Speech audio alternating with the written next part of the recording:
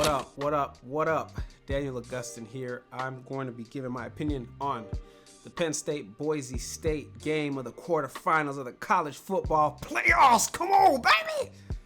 Listen, good game. Good game. I'm actually proud of Boise State. I'm proud of them. I would have loved to have seen them really made the moments happen because they created them. They had them. The opportunities were there. And it was really nice to see Boise State compete. Maybe even better, though, to see Penn State win the way that they won.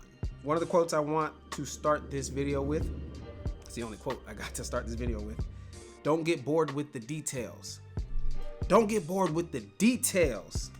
That was a quote by James Franklin. He said it on stage as his team was celebrating the victory of the Fiesta Bowl. Got a couple notes here that I'm gonna run through. I will keep this as short as possible. I really like this game though because I saw a team in Boise State that, come on, everybody doubted them, and for good reason. You know what I'm saying? You coming from that conference, you coming from the Mountain West.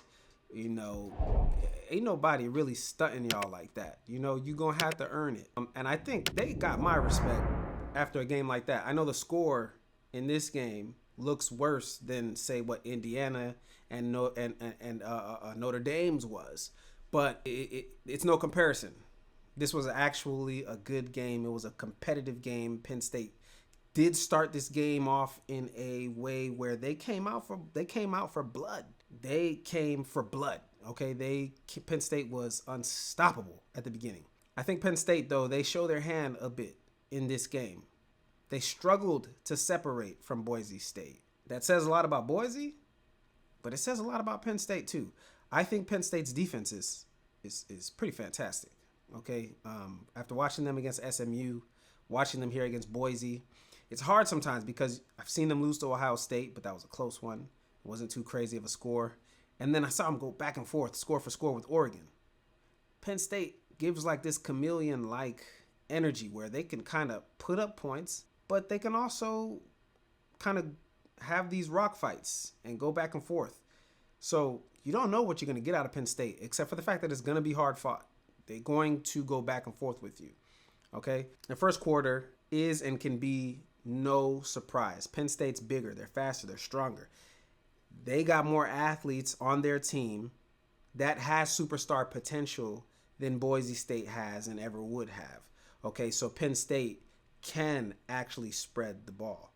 Okay, they can find 1 to 2 receivers. They got Tyler Warren. They got the 2 backs.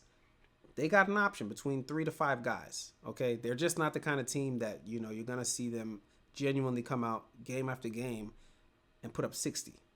All right, but they got the guys. They got more guys than Boise State. So for them to be able to come out and set the tone the way that they did, that should be expected.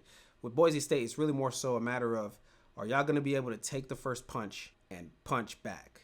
Can y'all deal with what you're about to get? The body blows, the energy, the swiftness. Can y'all deal with that and bounce back?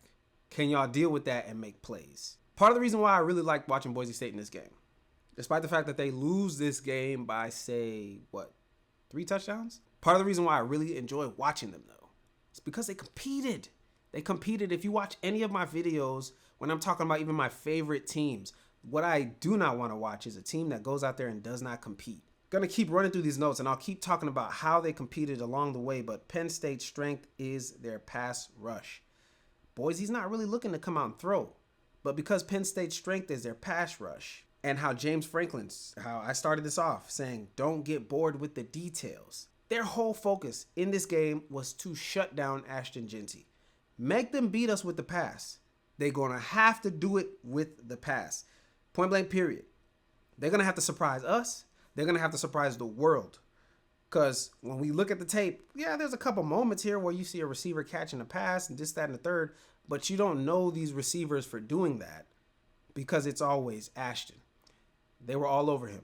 Gang tackling, swarm tackling. It was 2 to 3 guys touching him every single time he touched the ball. That's the way you really got to play against a good back. That's what you got to do against a good back. You playing against a good back and you sitting there acting like, yeah, we could just cover 3, high cover 3, relaxed, a 4, you're going to get 8 up.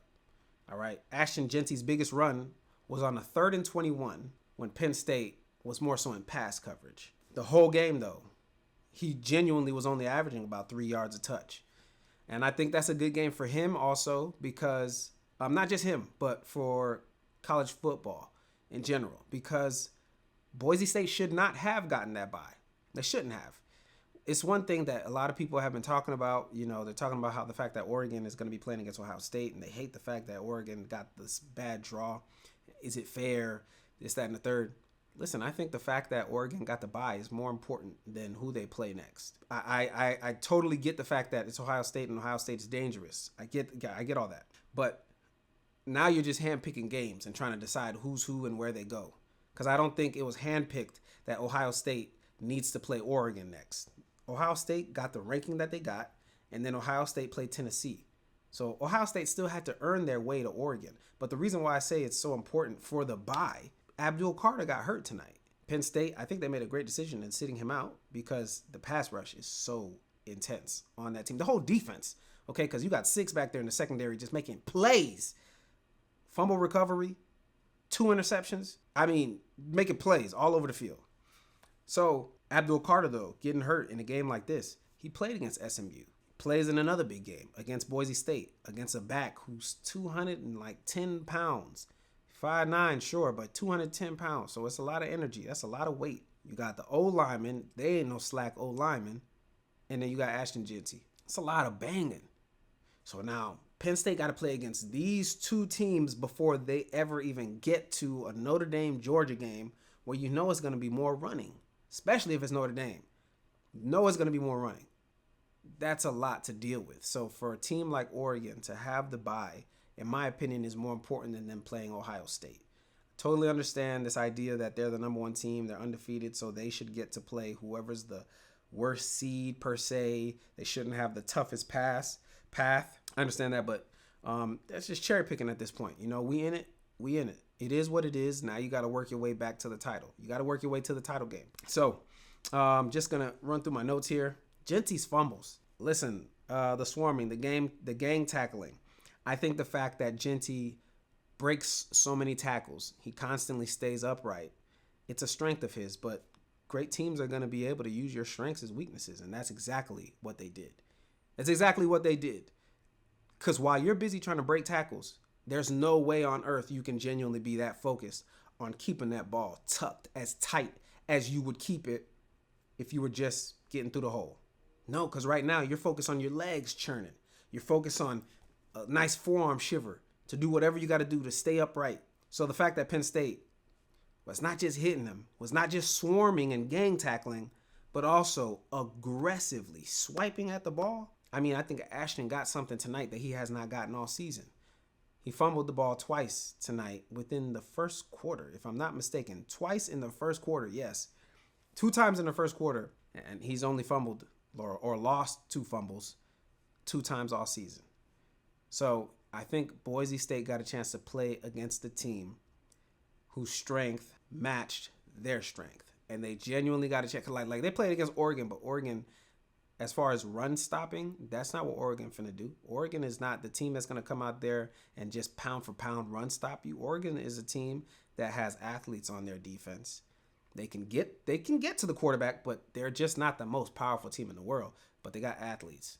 They can beat you to the spot. They can beat you to your spot. And they could put up a lot of points. That's who Oregon is. Penn State ran the ball down Oregon's throat. So that's not Oregon's strength. So Oregon versus Boise State, Ashton can do some things. He can get off. He can have a game. Ashton versus Penn State, different kind of situation completely. And that's good to see. It's good for Ashton to experience that. He got to experience that. You can't just go through the conference over there that you in, and now you're just gonna go to the league, and then we're gonna find out about it in the league, cause that's worse. Better to experience it now. But I hate the fact that Ashton Jeanty and Boise State are out of the playoffs. I genuinely do. I genuinely want to see one of these Cinderellas. If I could pick one Cinderella right now, I'm telling you right now, for me, that's Arizona State. I've been a fan of them all season. So if I could pick one Cinderella, it's Arizona State. But I have a feeling that game is going to look a lot like this one. Just going to continue. Try to get through this quickly so you don't gotta, sit there. You can bounce around, get to the other joints. On Boise's first touchdown, I really love how the offensive coordinator, he put Ashton Jeanty in motion because literally 3 defenders followed him. That's proof that Penn State did not get they did not get bored with the details, and their detail was Ashton Jeanty. And that's proof that Boise State knew how to change the game plan. If it was me, if I was Boise State and I was offensive coordinator, I'm going to be honest, I would not have come into this game trying to run Ashton Jeanty that many times. I probably would have only ran him about 20 times. I would have probably made this game about passing the whole week and a half, 2 weeks of practice that they had, of prep time that they had. It would have been nothing but passing. The receivers' minds would have been ready for a night that was going to be all about them. Ashton would have been nothing but a decoy, straight up. Every play messing around with me at OC, every play in this game would have either been a play action off of a play action fake, or it would have actually been a run. I would have kept Penn State guessing. I would have played that guessing game. The one touchdown that Madsen threw, if I'm not mistaken, that's his name, the quarterback of Boise State. The one touchdown he threw off of the play action fake. And it just threw Penn State off. And if I'm not mistaken, he threw 2 touchdowns. No, he threw 1. The first one was a running touchdown. But yes, the running touchdown, that's when Ashton went in motion off to the left side, and then they handed it off to the right. At least 3 linebackers ran with him, with Ashton, and it just left an entire lane for the running back or fullback to be able to get into the end zone. Same situation on when they scored. Fake it to Ashton. It just creates some confusion because that's their number one key. What is Ashton doing? Okay, Ashton got the ball. Let's hit him. Let's get to him. I'm talking about the DBs, the safeties. Everybody was screaming down to the line of scrimmage, trying to contain him, trying to keep him from getting to that second level. Because when Ashton gets to the second level, it's easier for him to make somebody miss and then get gone. So if it was me, I'm talking about the whole game. I'm trying to play action fake the entire game. You feel me? But, ain't nobody hired me yet. We'll see when that happens. But yeah, these are kind of, my notes are almost done. One of the last few things I want to say, I'm going to talk about the kicking game. Boise State, the kicking game really hurt them in this game.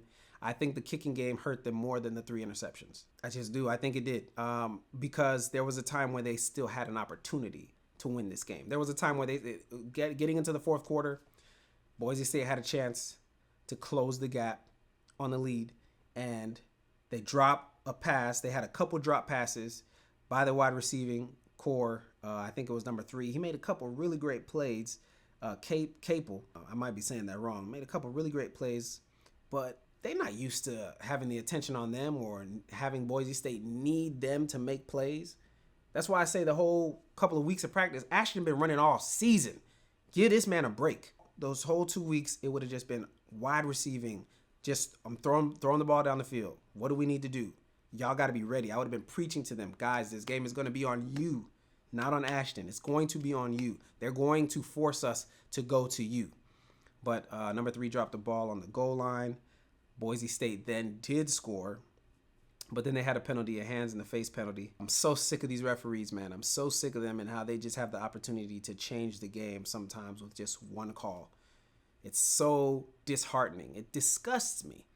At the end of the first half, before the first half was over, Penn State was kicking a field goal. They had a false start. Ref didn't call it. And sometimes they have refs tend to have the biggest egos on the field. It's crazy. You got these guys lifting weights and getting NIL deals, making millions of dollars, and it's a referee with the biggest ego. They won't let nobody tell them that something just happened. A coach could be screaming in their face, that guy just moved, so-and-so, this, that, and the third. And the ref will just sit there like, you're not saying a damn word. And it disgusts me. I've been saying it. I've been harping on it. I really feel like the game would improve if coaches were able to challenge bad calls. Referees are an abomination to the game sometimes. They're there for a good reason, but they tend to take over. There was another pass interference penalty that they missed. That was a pass interference on the offense. And in a game like this, when you got a superpower like Penn State and a team like Boise going to need every call they can get. In a game like this, Boise cannot afford to miss any opportunities. For Boise State to win a game like this, they genuinely need every single thing to go their way. Because y'all not built like that. Y'all not built for this. You're not built for the bye. You're not built for Penn State. You barely built for Division I. You're lucky that Division I, that there are just so many different tiers of Division I football. That's the blessing. But come on now. Y'all competed. I love that y'all competed for certain. Yes, you guys did win that bowl game, the Fiesta Bowl, years ago against, I think, Oklahoma it was. But you're not built for this. Pound for pound, you're not built for this. If you go up against the right team on the right day, you won't stand a chance. Penn State made this more interesting than it should have been with questionable play calling. Penn State kept trying to get the knockout punch.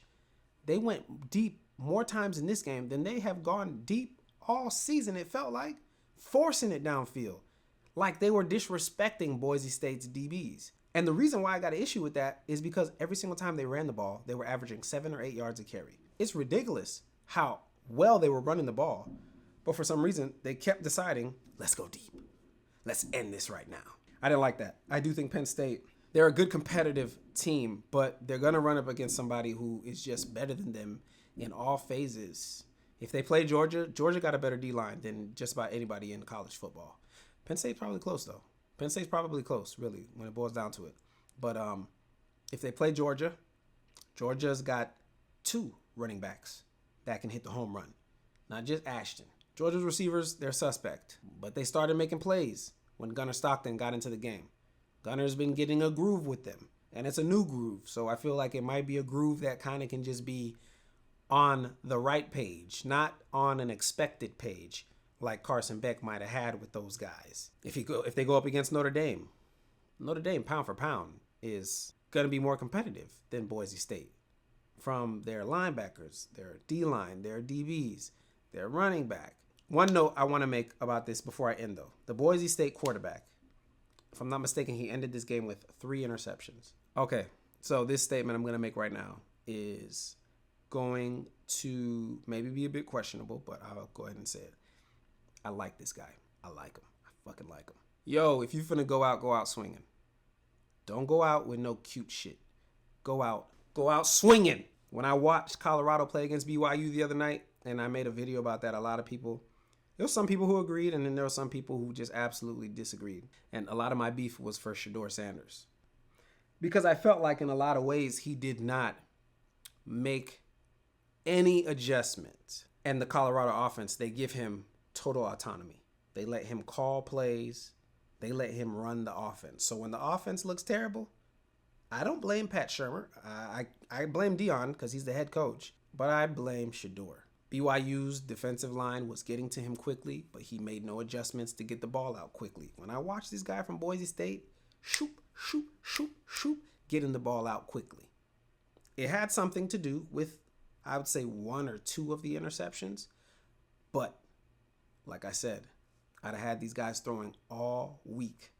I'd have had them prepped for that scenario, that we would have been throwing 80% in practice and Ashton 20%. Keep them legs nice and fresh. But I like him because he was quick. He was precise with where he was going with the ball. 1 or 2 of those interceptions, I'm not going to really put on him. I think one of them I could put on him because he did not look the safety off. He got stuck on the wide receiver. And number 6 from Penn State, he made a great play on the ball. He read the quarterback the entire way. And, you can't really harp on a turnover every now and again because that's going to happen. Penn State had a turnover in this game. So you can't really just harp on it. And even if, I'm not sure if Penn State scored on that turnover, but Boise State was still in the game after that turnover. What hurt Boise more than the interception was the missed field goals, because the missed field goal kept this game from being 1 point away or 4 points away to being 10 points away.